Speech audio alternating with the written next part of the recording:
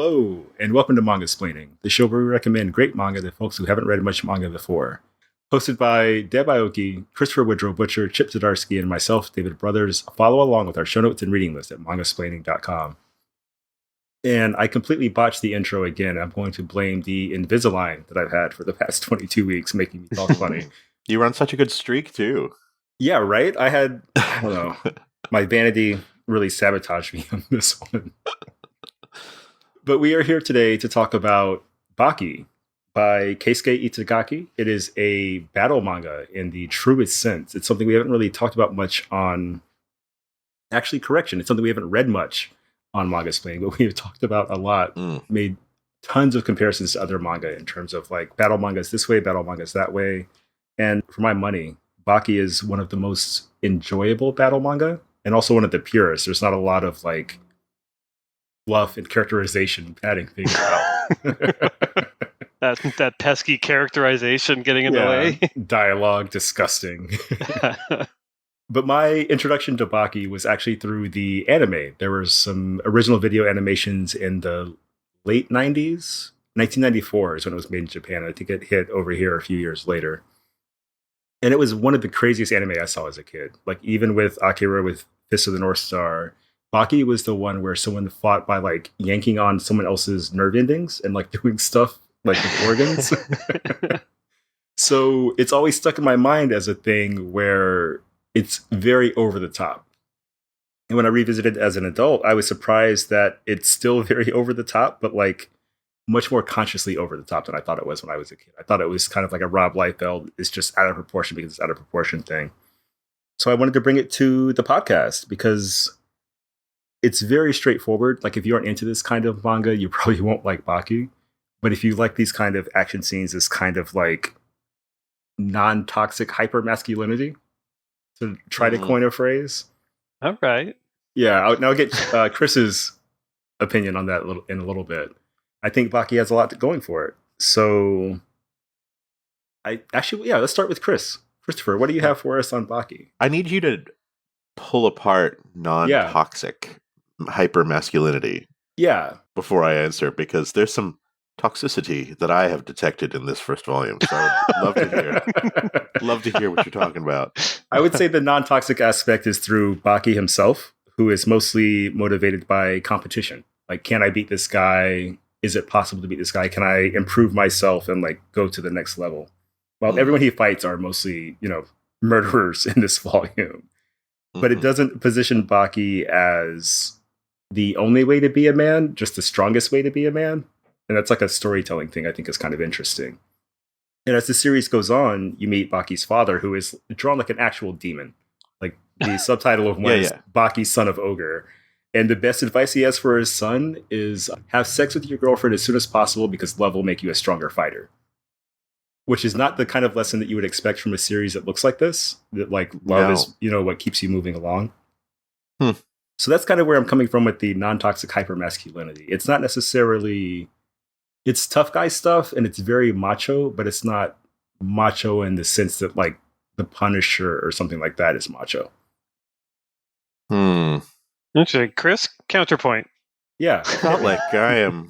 So, this may be a situation, my good friend, where you having taken in a lot more of the media that is Grappler Baki has changed your perception somewhat from what is in this volume, because this is trash. Like this is the most excessive, like manga version of trash cinema that I've actually read. Like this is trashier in every single way than the previous series, which I actually had read from Raijin, published Grappler Baki, the first series. They published like 4 or 5 volumes before they went under.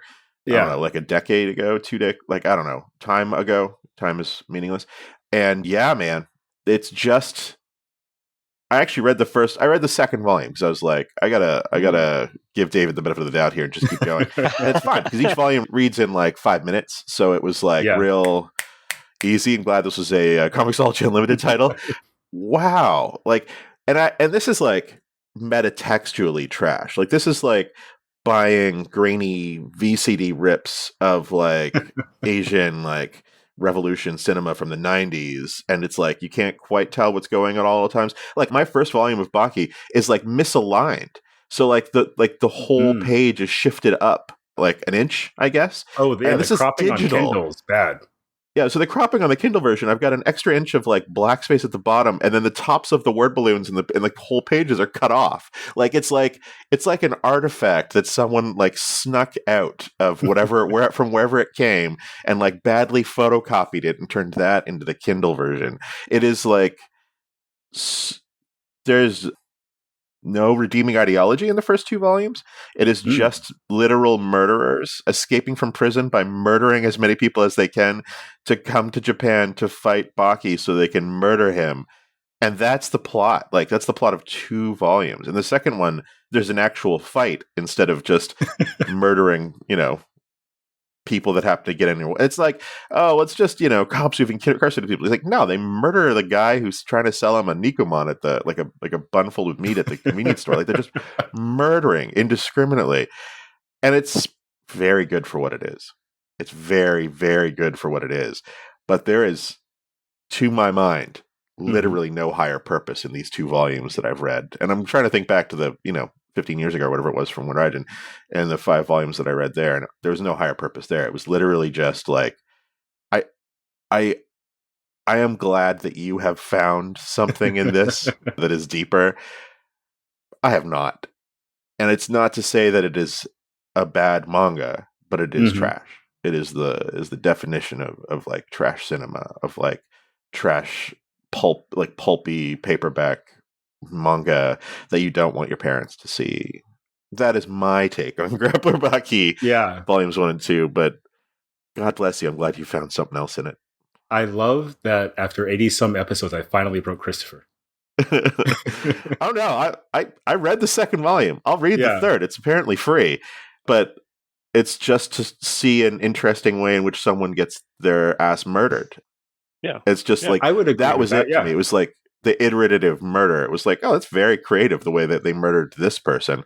Oh, that wasn't as creative the way they murdered this person. You just cut to a reaction shot and they're just a smear on the ground. Sure. Yeah. But like, I mean, you say it doesn't have a higher purpose. Wait, but like, Chip, did you have a rebuttal? Well, I'm interested in the idea of a higher purpose because, we read something like Raw Hero, and I guess there's a higher purpose in Raw Hero that he's doing this for his like little brother or whatever, but it's thin. I mean, this does away with the artifice of that, I think. There's no artifice there, yeah. There's just like, no, you're going to love watching this kid, the 17-year-old, fight these just absolute monsters. This is like, I know I've used this example before. Mark Miller, who wrote like a lot of Marvel books and Image books, and now he's trapped at Netflix. So much of this reminds me of like the best parts of Mark Miller. Oh, I could see it. Because like Mark Miller always goes for the thing where he's just like, to prove somebody is smart or strong or whatever, he always casually drops the most extreme thing. Yeah. Like his version of Tony Stark like gets off a jet drunk and goes, oh, in the last 2 minutes, I solved quantum mechanics while drunk and high, and I just changed the world in like the last 3 minutes. Like it's that kind of thing where it's just like, wow, it's so extreme and he's so smart, and you've showed us that like so quickly. And this is like that. Like these murderers are just the craziest things I've seen on a page in a long time. I mean, the drawings are like grotesque and beautiful in equal parts. Like it's another name that I mentioned here before is Trad Moore. Like this is some of these bodies are just so Trad Moore. And I actually laughed out loud several points at just the decisions made in this book, the focus. And once I realized, sorry, I guess I'm going now. Once I realized that this whole volume was just Baki sitting there in his school with this guy, and the guy just is telling him about synchronicity, and like it's just all these bad dudes through the whole volume. The fact that it goes on in volume 2 just makes me laugh even more. The fact that he brought in like C4 into the school as well to talk about his example is also hilarious. There are so many funny things in this book. Deb, you're muted. No, I was just mouthing and going like, yeah, I don't know what to say. It's it's so over the top, and there's so many pages and drawings where I'm just like, I'm delighted at the weirdness of it. Like, even the chapter titles. Like, I hit this chapter title, which is just Baki showing off his grotesquely muscled arm, just showing it to you with a smile. Yeah. Half of those are referenced from real life photos, by the way. Like, there's definitely one of him doing the boxing pose, like the boxing pose. Yeah. Oh, yeah. No, I totally know it because, like, I talked about, I did a thing on my newsletter this week where I talked about my early days of doing comics and trying to do sample pages, and I would buy bodybuilding magazines to, like, that's why get the reference. Well, I didn't even realize until, like, I remember buying them and I'm like, okay, and I kind of doodled Batman over like a bodybuilder, and then, like, when I get to the back of the magazine, I'm like, oh, there's a lot of videos for sale here, just like bachelor party videos of just like guys in pools bouncing beach balls. I'm like, what is this? That's when I realized, oh, I know what the target for these magazines are. But yeah, like, this is such a just like a ludicrous drawing of a teenager. At the look at his face, just like, oh, just a casual, like, oh, I'm looking at you and showing you my insane arm. It's just so funny. I enjoyed this very much, and I relished in the weird violence and the weird phrases like "the strong is the beautiful." Strong is the beautiful. Oh, yeah. Just on a page for no reason with no design. Yeah. Oh God.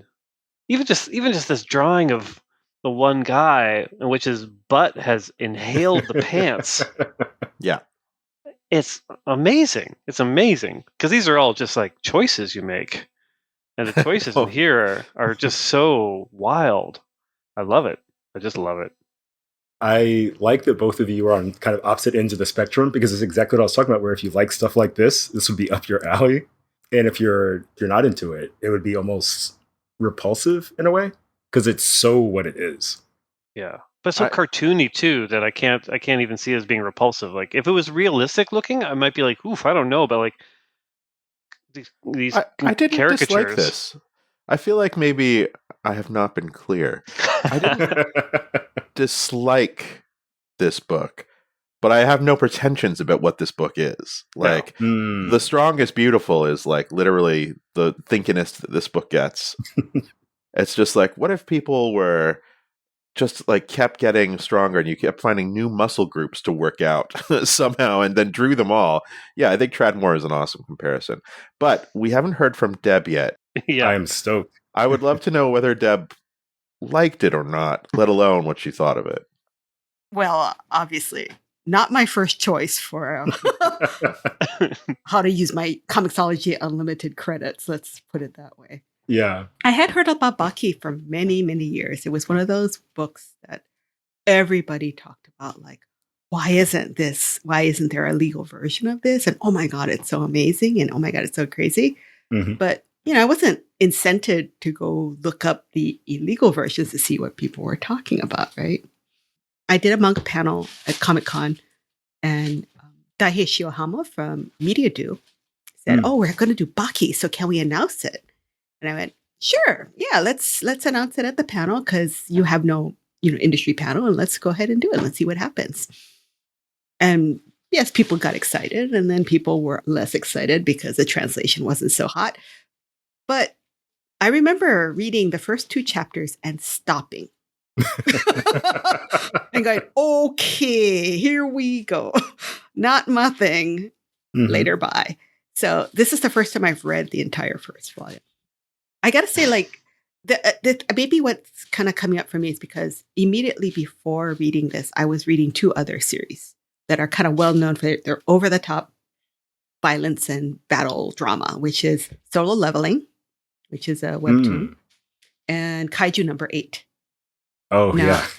Now, what's interesting about the 2 and the difference between that and Baki is that in Kaiju number 8 and Solo Leveling, the enemies are all monsters, right? So, yeah, go ahead and dismember them, right? And yes, of course, they're going to come back from the dead when you think you've killed them, right? Makes tons of sense, because who knows what the logic is for monsters, right?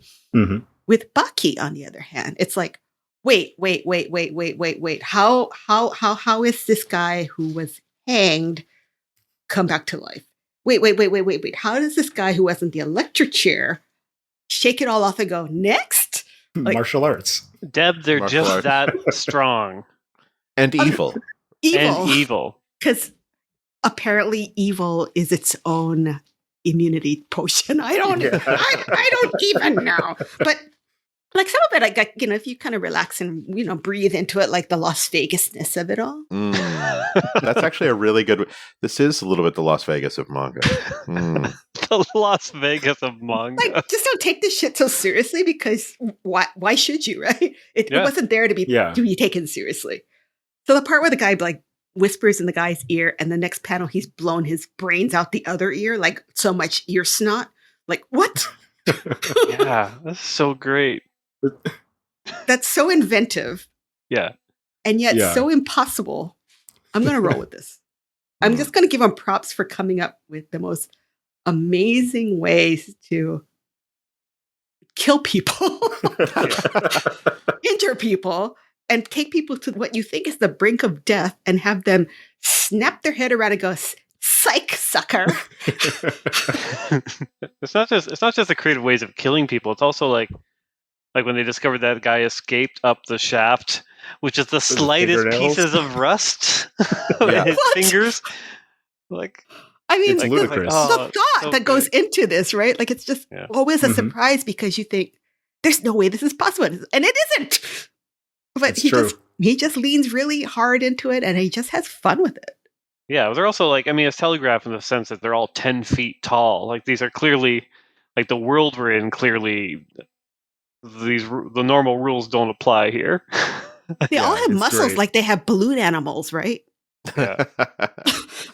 all their muscular parts are just like twisted balloon animals, like tubes.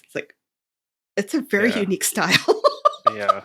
I love it. We have such a good spread of opinions on this one, I think. I definitely want to get back to what Chip said when he said it's grotesque, and also what Deb said when it's very Las Vegas-y. But one thing about this that's actually unique for me is I'm generally like a comics over animation guy. If there's an adaptation of a comic, I usually like the comic more. But in this case, partly because of what Christopher and Deb mentioned about the translation and the formatting, the Netflix anime for Baki is actually a little more fun than the manga for me. Because the translation's a little better, the tops and bottoms of the screen aren't cut off, which is very irritating. Which they've updated on Volume 1 for Kindle, and hopefully they'll do the rest down the line. But it sounds like the Comixology version might still be messed up. So yeah. Reader beware, perhaps. But so grotesque. Years and years ago, when I was like kind of a baby comics journalist, a friend of mine, this writer named Jeff Klock, wrote an essay about the grotesque in art and how it doesn't mean ugly, it means out of proportion. Yeah. And it really sort of shifted my perception of the grotesque and kind of what it brought to the story and the storytelling. And the way everyone in here is 10 feet tall and muscles on muscles on muscles, it kind of works like in Chainsaw Man, how he's this like raving like sketch of a character who's murdering things, and you don't think it's that bad because he's not as human. And I think this has a very similar effect where like these guys actually have muscles on muscles. Like it's like a joke about Popeye or superheroes, but they all look like Bane in various ways. Yeah. And there's something really fun about that, I think. I almost see a comparison to some of the drawings of people in this to like kind of Tom of Finland stuff. Like it's like just enough over the top, and like the rendering is just kind of like such to really make all these elements kind of pop. Yeah. And here it's that version of grotesque that I mean, like what you're talking about. Yeah, just over the top. Like even just like the regular people, like their legs are 2/3 of their body, and the pants are just like a whole other thing. Like the pants are just like almost garbage bags on each leg. Yeah, they're like weird symbiote creatures or whatever, even on like a guard. Like it's all the style choices in this are so distinct, and I guess that's why I like it so much. The fact that like there's nothing else like this. Like there've been a few kind there's of nothing else like this that you've read. That I've read. I would actually fair. agree with Chip and say there's nothing else like this, because the things that are similar to this aren't as good. Like they're kind of. That's not. Have you read like Worst or Crows? Yeah, I've read Crows. I've seen the Park. movie.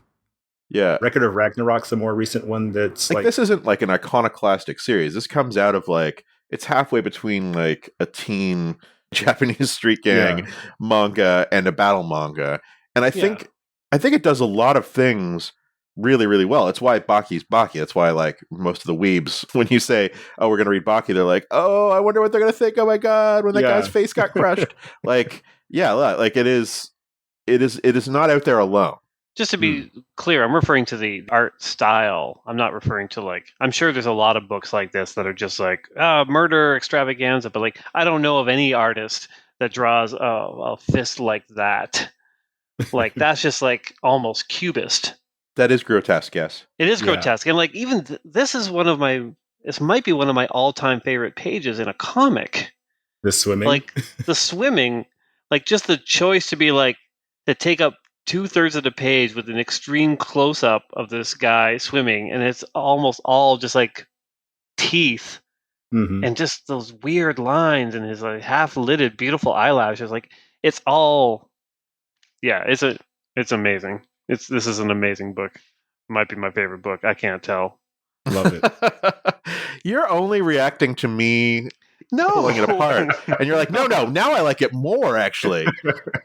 That's what always happens on these episodes. Yeah, I always end up liking any book more, even if I start off not liking it. But this one I came into liking it a lot, and like the more I'm looking at them, I'm like, oh man, like what amazing like line work here that I just haven't seen before. And I think that's I get so bored now, I think, with a lot of comic art, whether it's North American or even a lot of the kind of the manga we read, where it's just clearly like a studio pumping out a thing with styles that are kind of indistinct, or just the photo backgrounds. Like this is not that. This is clearly like the feeling of like one creator. Even if they have assistants, like they're all on board with this. It's so specific and weird. Yeah. This feels like art. 5 dudes in a room, chain smoking, cranking out these pages, 30 a week. Yeah. This sounds awesome. I feel you. Yeah. And that grotesquerie relates to Deb's Las Vegas feeling, where like anything goes, and if it goes to the limit, no matter what. Yeah. Because something I really like about Baki is actually outside of the book. It's that the guy who created Baki, his daughter is the person who draws and writes Beastars, which also has a very singular style. Like, they don't draw like each other, but they both draw weird, which I really appreciate. Yeah, no kidding. So distinctive, right? Like, it ignores any how to draw manga book out there. It ignores what is the hot style to draw in, which makes all the isekai manga look pretty much indistinguishable from each other. This is a very individualistic style of visual storytelling, and for that, I have to applaud. Yeah. That's not easy. I didn't notice those weird knuckles that Chip pointed out on page 84, I think. But it's totally right. Like, there's just... it feels like there's passion behind the page. Like, it's so weird in such a specific way that it feels like this is what this person really wants to do. And somehow, like, they found an audience that would support it. Because this is the sequel series to the original. Like, there's Grappler Baki, there's New Grappler Baki, which is what we have, Baki Hanma, and then Baki Do, and then another Baki Do. Like, it's kind of ridiculous. Wait, does Baki stay 17 the entire time? He ages up slowly, maybe? He's not like a Kosaku Shima type. Yeah, that would be amazing if it was. But he's mostly like, like late teens, early 20s kind of a guy. But the strongest fighter in the world. This is weird for me, right? Because I didn't read the first series, so there's no build up to me to have me understand why everyone's so afraid of Baki, right? Yeah. Like it's like he just looks like a kid with a bunch of scratches on his face, and I'm like, okay. That's the toughest look for a kid to possibly have. I guess. Yeah. It's the aura. So you start with this volume, and you're just like, everyone's afraid of Baki, and he's just sitting there in a chair. And that's all he does for literally the whole volume. Learns about synchronicity in C4, while other people just murder people in his name to try and get to him. There's a real Poochie vibe to this volume. Like, everybody's like, when Poochie's not on screen, everyone should be talking about Poochie, wondering what he's doing. He should just be effortlessly cool at all times. Like, real Poochie vibes, this first volume. I wonder if this came out around when Poochie debuted in The Simpsons. That'd be kind of amazing, actually. But also, it's like, it is not Actually, I don't think there's a bad place to start Baki because it's not like there's a lot of continuity to keep track of. But Yeah. it does throw you into the deep end. You know, I it says all totally Baki wants get is the to vibe. win. I mean, is it kind of Yeah. like starting JoJo's from the Stardust Crusaders instead of reading the first arc? Or no? Yes. It's yes, but actually, yeah, I'll just go with yes. I know too much about JoJo's. It's more or less the same kind of thing. Or it's more like picking up Spider-Man with like part 2 of the Tom Holland stuff, where he's already been established as Spider-Man, and for some reason Tony Stark is dead and all this other stuff is going on. Yeah. It's like there's stuff you have to pick Spoilers. up on. I mean, nobody likes Tony Stark, right? That should be a gift. Au contraire. People love sorry. that. I mean, Iron Man readers hate me because every time I throw Tony Stark in one of my comics, he's like a total asshole, and everybody gets Nice. to beat him up. I'm like, well, if I was writing Iron Man, I'd write him different, but I'm bringing him into Daredevil. Yeah. But Deb, the Las Vegas aspect of this, can you expand on that a little bit more? Are there other manga you think have that similar kind of feel? Well, obviously JoJo's, right? JoJo's is over the top, batshit crazy battle, Mhm. right? Like we're gonna do whatever we feel like doing, and physics, logic, history be damned. We are just gonna propel this story forward, and you're gonna just go along with it, right? Mm-hmm. And it's delightful that way. Like, and Fist of the North Star is a little bit like that too, right? It's like it's gonna be crazy, but you are down with this, people. You want this. Mhm. But I will say that one thing that strikes me about reading Baki is, and maybe I'm wrong, and there's a boys' love about everything, but it seems like this is made distinctly with the male gaze in mind. Like there is probably no female lust happening here for any of these characters. And I see that because Tokyo Revengers is violence, but the guys are hot. Mhm. And like JoJo's violence, but they're kind of gorgeous in a weird way. This one is like, no, they're just all ugly and macho, and they're gonna beat each other up, and their eyes are kind of facing in the wrong direction. It's martial arts. It's So I'm not even sure what to do with this. So it's like, like my Fujoshi meter is like, like there's nothing Yeah. happening. If Deb can't jerk off to it, she's not going to read it. Wow. Classic. I recognize that I'm not. the target I'm- audience. I'm It's not the pretty target sexless in general, I think, even with It like is the big so sex subplot. sexless. There's a page where someone's doing like nearly nude full kick splits situation. I'm like, where is his dick? Come on, this is worse than Marvel comics. Like, it is. I'll put it in the show notes, but like, it is so. That's the other part of it. Like, it's like. Mhm. If one person even gets like punched in the nut in this series, I would be surprised because that would be like too much. Unlike what did we just read that had someone getting Chainsaw weird. Man. Yeah, and it was so funny. Yeah, I want to actually go back to like the Vegas, like where you're mentioning like things that are just before you ludicrous and go over the back, top. before you go back, are you telling me you didn't like this guy? He's meant. Sorry, I liked him, but he is meant to be gross. Like that's the whole thing. Like you're drawing a big open-shirted fat dude with like a hairy chest, and it's like this is the most disgusting thing I can draw because that's With beautiful pecs that's where that artist is coming from. and Like I get it. kissable lips. I will say his Kissable chest hair looks amazing. Chest hair does look amazing. Yeah. See, we're there's a getting lot- Chris there's a lot slowly of on the love there. side. But what were you going to say, Christopher? Sorry. But like, so you think about Fist of the North Star as this like text that we haven't read on Devin, David, and I've obviously read it, and David especially, but we haven't read on podcast, so it's not technically in our continuity for people listening at home. But Fist of the North Star was this like really important manga in the 80s in Shonen Jump, super influential, but it fell out of sort of fashion, and the things that it influenced, like this, like JoJo's, like that first volume of JoJo's is like cut, someone trying to chisel Fist of the North Star from a different kind of material. You know what I mean? Araki Sensei's artwork has changed so much since those first volumes. And there was so much stuff like it that came out after Fist of the North Star because it was so influential.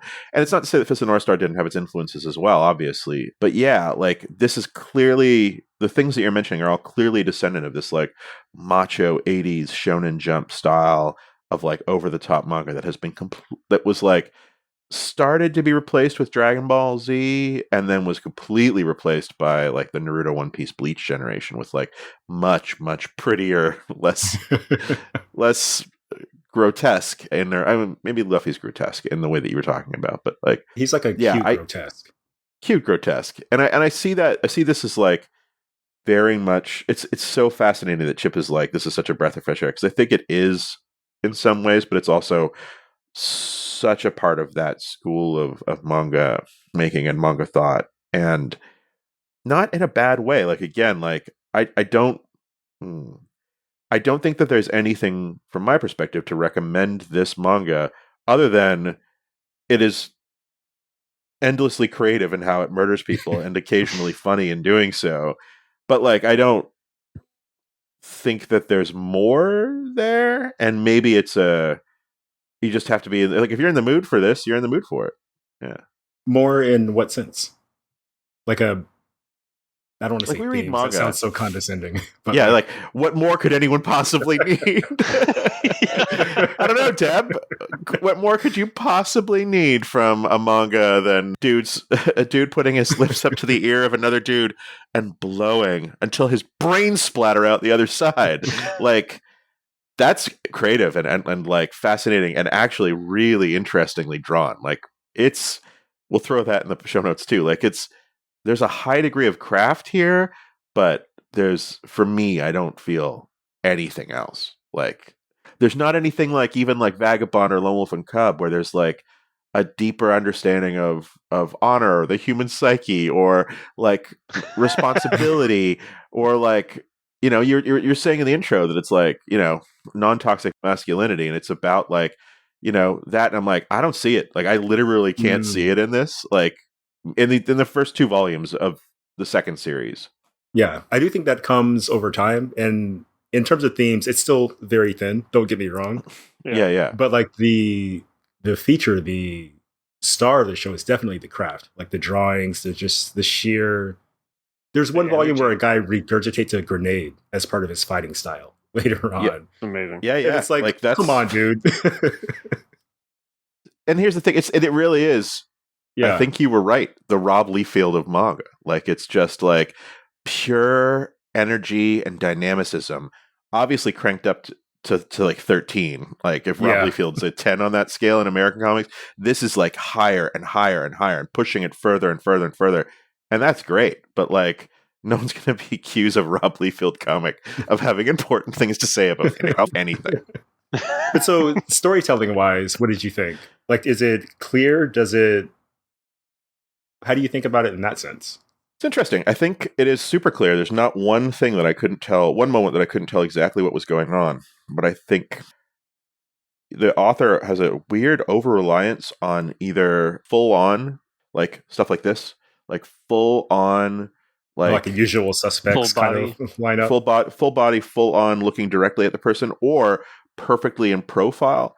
I feel like he's really good at drawing characters interacting with each other and punching and like the sort of close-up grotesquerie. But there's a scene where a dude's in a prison cell sitting at a table, and it's a 3/4 overhead perspective, and it just looks awkward a little bit to me. So, but like I kind of don't care either, because it's like he's clearly getting across what he needs to get across, and the things that he likes drawing, he's so good at. So it doesn't bother me at all. But since you asked, I do think that. Yeah, there's stuff he's good at drawing and likes to draw, and then there's stuff he's not. Like when he has to draw these like teens that don't have outrageous physiques, they kind of look like they're drawing with his left hand, and then like you get the 10-foot tall monster guy coming in behind them, and he looks like he's so fully realized he's from a different manga. Yeah, and that's like an effect. That's like a chosen effect, and I love it. I actually really love it. Yeah, nice. Yeah. Deb. I was going to say, like, another artist that comes to mind is Richard Corbin. Oh yeah. It's very Din, I think, was the one. Yeah. The very well established, muscles and stuff like that. Tough guy comics. Tough guy wandering around fighting people. Speaking comics. of, I'm like wrestling 2 cats to the ground now. See, Baki was good research. Yeah, they are like my 2 battle cats. fists they just wrestle all the time. Yeah, it's not Baki. But it's got that energy. Yeah.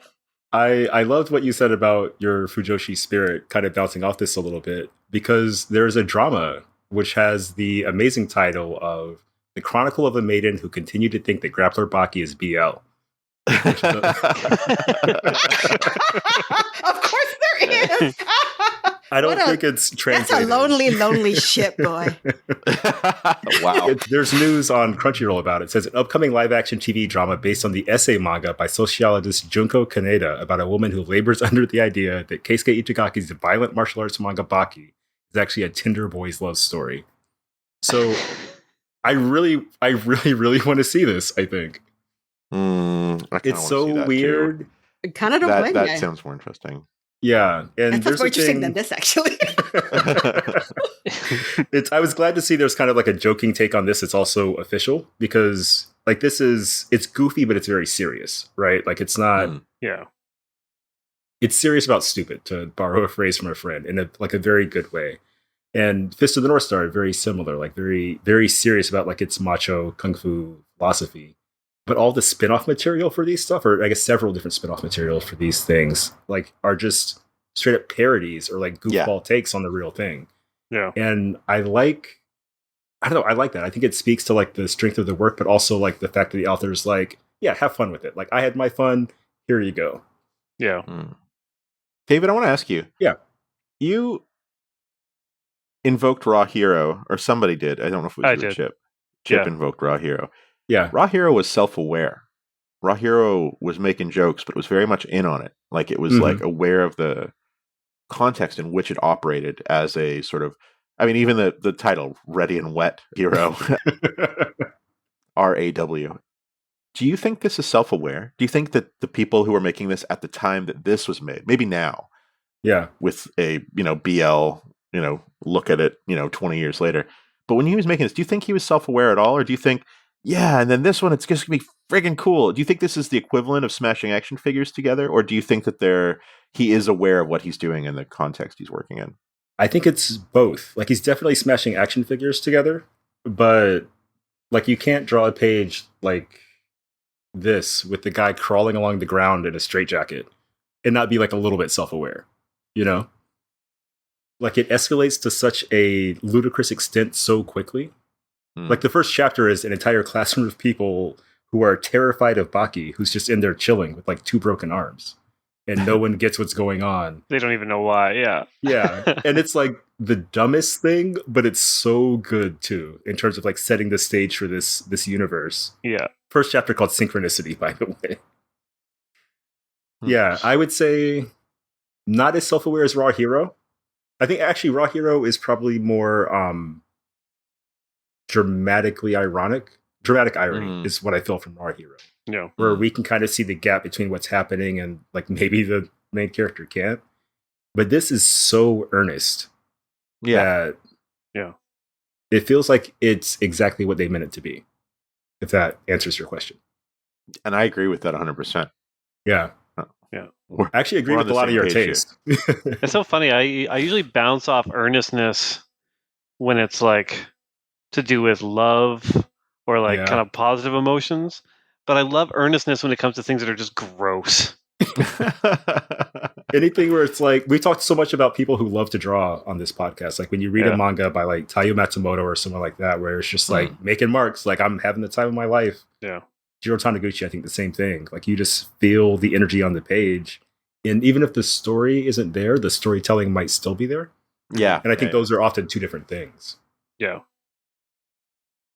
And this, I feel like this dude loves to draw. I think, I don't think we've encountered a comic book that was more somebody doing exactly what they wanted to do at all times, what they were put on this earth to do, than new Baki, new Grappler Baki, whatever this particular volume is called. Yeah. Oh. Well, like when you compare it to like All-Rounder Meguru, right? Which was very, very dedicated to real combat, real physics. Real human anatomy. Characters having interiority. Yeah. And this is like, no, Boring. Actually, this does make all-rounder Meguru look unforgivably boring. it does. Oh. But Deb, I missed the last bit of your part about all-rounder Meguru, like in comparison to this. Do you think they're trying to do similar things? There's a thing about like the protagonist is a young boy, right, who is pretty good at what he does, almost from the get-go. Mhm. And he deals with a succession of people who are older than him who want to take him down. And he seems, in Meguru, he's like, yeah, I'm just doing this because it's kind of neat, huh? Like he doesn't have that passion for like, I'm going to be the very best, right? He's like, I'm going to fight. Fighting's fun. I'm digging it. And then his arch enemy is one True. like, I can't stand how casual you are about this, right? Yeah. So, but this one is like, Baki's super casual about it, right? Like his father's just telling him that the 5 most dangerous, awful, seemingly unkillable people in the world are headed to Japan and they are going to kill you, or they want to kill you, or they want to fight you at the very least. And, Baki's kind of like, dude, cool. It's like, okay. Like, there's no sense of dread at all about it. Very 90s Keanu. Yeah. Kinda like, yeah. It's kind of like the way like people go like the weather report saying there's going to be this giant hurricane coming, and people like some people run to the store and get cases of water and like buy everything non-perishable. And some people are like, I got a bottle of peanut butter in the jar in the cabinet and some bread and I'll be fine. Yeah. That was my mom, by the way. At the last hurricane, I said, Mom, are you okay? She's like, I have peanut butter. She's basically Baki. Yeah, basically. She don't care because we're in a valley so far away from the ocean. She knows ain't nothing Yeah, happening. she's prepared. Yeah, I like it. No, thank you for that. Because I think All-Rounder Meguru is almost... It's a martial arts comic in the way that this is like a scare quotes martial arts comic. Yeah. Because, like, Deb was mentioning, and Christopher too, how people are just like busting out of death row, like shrugging off being electrocuted. And it all really just comes down to they're really good at martial arts. They can slow their heartbeat or whatever nonsense. This is so much more of a cartoon, I think, where All-Rounder Meguru might be more of a TV show kind of approach. Nice. But that's like 40-something minutes on Grappler Baki. We did it. Who knew? Let's get some final thoughts. Christopher, tell us about this trash we just read.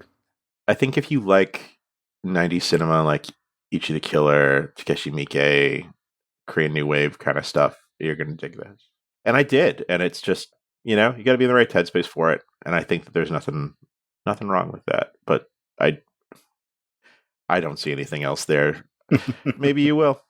In fact, Ichi the Killer is another manga that was kind of like this and gross in the same way. And everyone was too scared to translate it at the time because, well, we're going to keep this episode slightly family friendly despite my swears earlier. So. Yeah, Grappler Baki.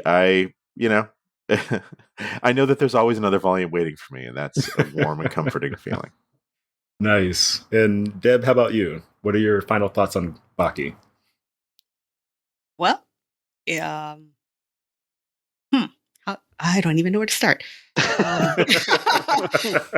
Props to this guy for having such a unique and distinct visual storytelling style and such a unique and distinct point of view on telling this type of story, where he's like, I feel like sometimes with American comic books, no offense, Chip, but like they're kind of like tied to like, oh, is this physically possible? Is this scientifically sound? Is this within the realm of this person's abilities?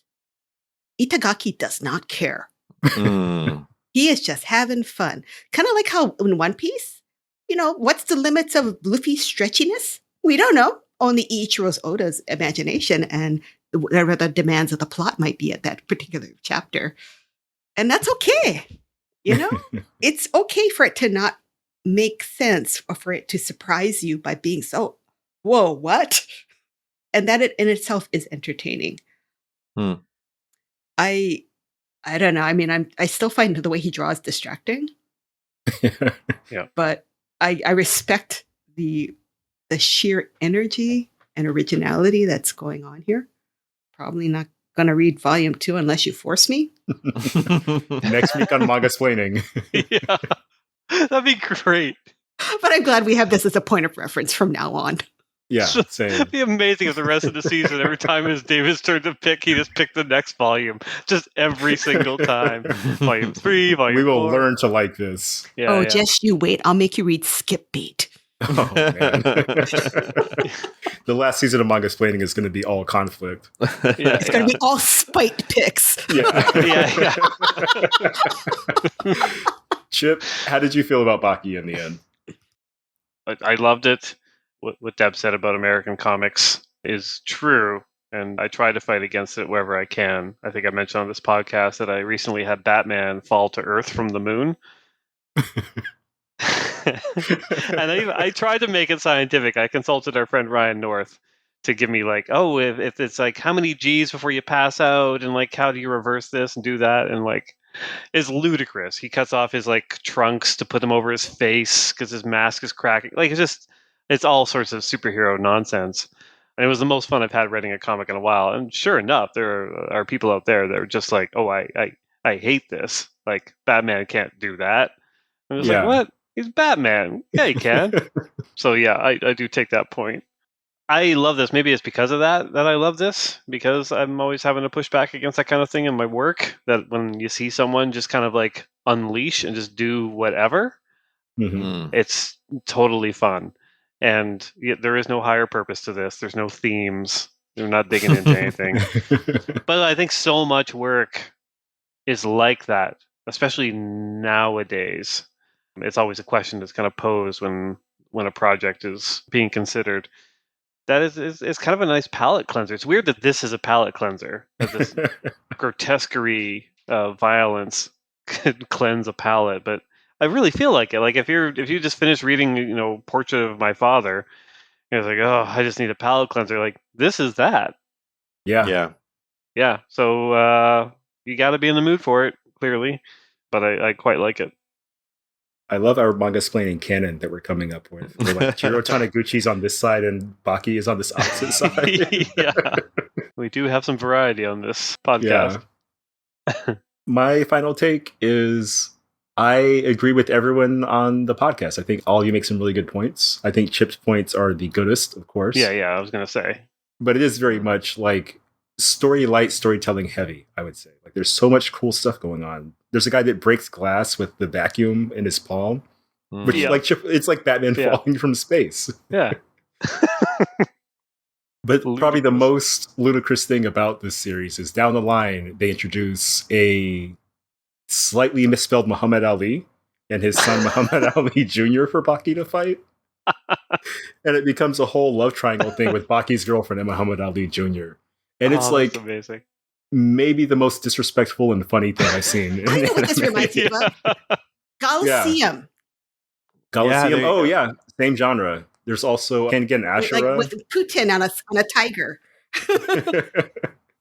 There's a whole host of battle manga like this that are different from tournament battle manga, which are a little bit shonen jumpy, I suppose. Well, we read Regular Ragnarok, which was a tournament battle royale manga. And that was grotesque, actually. The art was grotesque in almost exactly the same way, but like not to this degree, I think. Yeah. Dick Fight Island, too. No, that art was beautiful. Those were no, I'm just saying tournament. It's a tournament. No. Yeah. No, don't sully this episode Dick Fight Island with this trash. It was beautiful. We didn't know where the prostate was. Higher purposes. Yeah. The next time I go to Japan, I'm going to engineer a Baki and Dick Fight Island crossover just for Christopher. Yeah, thank you. I'm there. I'm totally there. Yeah. I found Rammstein doujinshi once, so I'm sure it's out there. Really? Yeah. Of the band members? Mm-hmm. Oh, man. I'll have the to give world it to you. is such a wide place. But we're going to take a break. We're going to talk about some more doujinshi and boys love stuff while we're out, and then come back to do some shout outs. We will see you in a bit.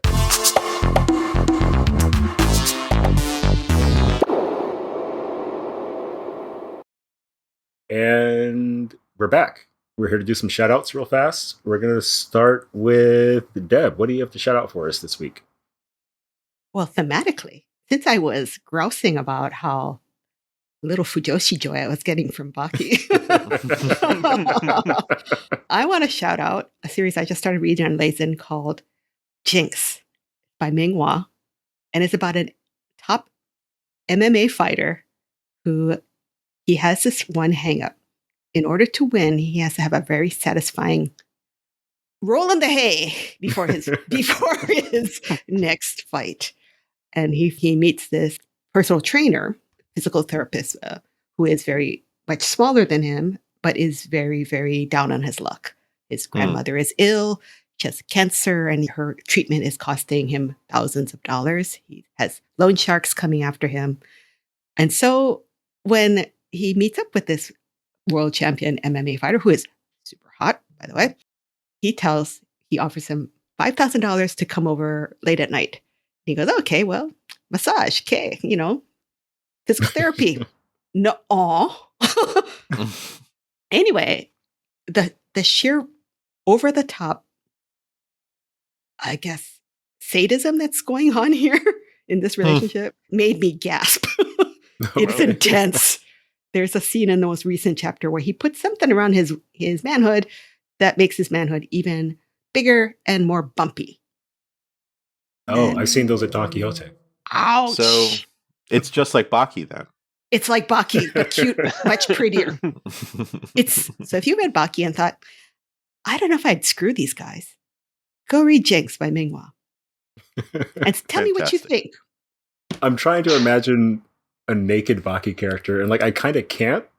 They always have the Ken doll fake underwear. Yeah, I kind of the legs are just sort of connect directly into the torso and like a point. They would just look like drawings. I don't know. God. All right, who's next with their next shout out? Yeah, Chip, what do you have? I've been doing a lot of reading for work, some Batmans. Mm-hmm. And that's about it. My beautiful wife and myself have been settling in the cold Canadian winter evenings and just rewatching episodes of The Good Wife. Oh, I don't know if any of you That's ever a great watched series. that show. It's a great series, and it's there's something really satisfying about the done-in-one. There's overarching stories, but it's just there's a legal case every episode, and you think they're not going to win it. Guess what? They win it. And you can just turn the episode off and be like, I have no tension left now. Perfect. Go to bed happy. So yeah, I recommend it if you're looking for something. It's smart, it's funny, and it's light in a way. Kind of goes off the rails in later seasons. Watch out. Yeah. And Christopher, how about you? What's your shout out this week? I actually wanted to shout out. I was trying to think of what I wanted to shout out, and the last thing that I read was Tien Pham's book Family Style. He serialized it, maybe just for friends, so maybe I'm not supposed to say anything, but friends and family on Facebook, a page at a time. And so I've been reading it now for, it feels like about a year, and it's finally coming out. It's coming out June 20th. It's the story of being a first-generation immigrant to the United States, and it's really good. Really, really good. And yeah, I think it's going to be a real big book when it comes out. It's got a beautiful cover, too. I actually just seeing the cover for the first time now. A beautiful bowl of noodles. Yeah, Tien Pham Family Style. Check that out when it comes out this June. Deb, you said you just saw it at ALA? Yeah, so the unique thing about this book is Tien used to do, he's a big foodie. He loves food. He always brings a box of Popeye's chickens to all my barbecues. Go to your barbecues. So every chapter in the book is centered around a memorable meal that he had that makes him remember a certain moment in his life. Like he remembers when he and his mother and father were on a boat escaping Vietnam before they get to the refugee camp. They're attacked by pirates. And he remembers the handful of cooked rice that his mom gave him that saved for him in her pocket. He remembers it tasting really, really good. He remembers the first Salisbury steak he has at school lunch when he moves to San Jose. So everything is centered around a particular meal, but it's also very heartfelt. Yeah. Nice. Yeah, it looks great. I was just looking at sample pages online. Yeah, I was looking at his hourly comics, and I was surprised to see a donut shop that's in my neighborhood. We might be neighbors, actually. Oh, hey, nice. Man. David, So I what's think your that shout just out? leaves me. Yeah. So I introduced my picks for this season of Manga Splaining by calling them Violence Hell, kind of the series of books that I'm recommending. Because there's like a specific type of book that I like, or story rather, I like a lot, and can consume almost endlessly as long as it's, you know, like baseline quality. And today I saw a trailer for a movie called The Covenant, which was directed by Guy Ritchie, starring Jake Gyllenhaal, who has somehow turned into one of my favorite actors over the past few years. I think I mentioned, I loved Ambulance, Michael Bay's movie last year. There's something about Jake Gyllenhaal where when he's on the screen, I'm like, oh, this guy's the best ever. And then, you know, when the movie's over, I'm like, okay, he's pretty good, but he's not the best. But like, he might be one of the best ever. Wow. And in The Covenant, it's essentially, he's an army sergeant who was in Afghanistan for the U.S. Army. They were ambushed. He was rescued by an interpreter that was along with them. And he made it back to the States, and the interpreter is in trouble back in Afghanistan. So it's Jake Gyllenhaal basically saying, like, this guy saved my life. Like, I can't leave him in danger. Like, I owe him my life, essentially. Like, I should be the one in the hole. So it's him trying to get back to Afghanistan and rescue this guy. And, like, war on terror movies are kind of hit or miss, but I trust Guy Ritchie and I trust Jake Gyllenhaal a great deal. And the trailer was really good. It was very much up my alley. It's very much a violence hell kind of movie where a guy throws his life away to save someone else. So if you like those kind of movies, that kind of story, check it out. Looks like a good time. I'm just looking at it online right now in the cast list. Anthony Starr's in it. Who's Homelander from The Boys. He is so good. He's amazing on that show. So, and I've never seen him anything else. So yeah, I'm gonna check this out. And Alexander Ludwig, I think, was Bjorn in Vikings. He's huge. Like, he actually looks like he should have been, you know, a Viking in real life. It looks like a good time. Sorry, it's just like this is like a shout out attached to your shout out. But if you like Jake Gyllenhaal, did you watch the Sack Lunch Bunch, the John Mulaney special? No. It's like a special he did where it's just like, it's like a kid's special, but like weird and twisted. And Jake Gyllenhaal plays like some guy like the Music Man or whatever, comes out and just sings this insane song. You should definitely check it out. Yeah, I will. That sounds amazing. Yeah.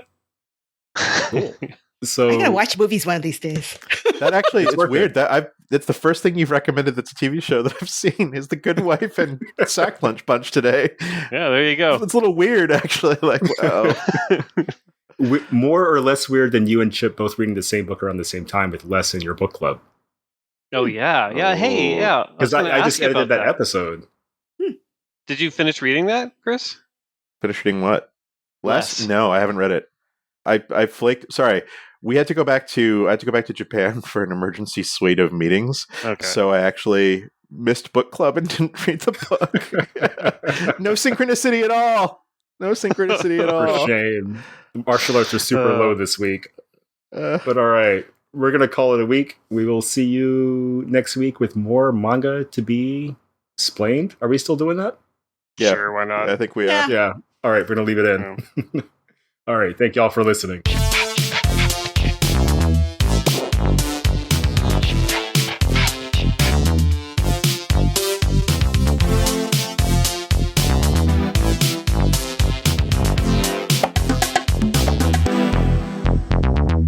This has been Manga-splaining episode 90, Baki by Keisuke Itagaki. Thanks for listening.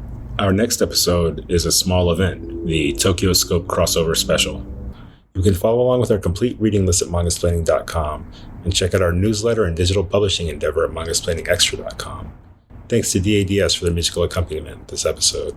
At Grand Canyon University, we believe in equal opportunity, and the American dream starts with purpose. Whether your pursuit involves a bachelor's, master's, or doctoral degree, GCU's learning environments are designed for supportive networking and collaboration. With over 330 academic programs, GCU provides a path to help you fulfill your dreams. The pursuit to serve others is yours. Find your purpose at GCU. Private, Christian, affordable. Visit gcu.edu.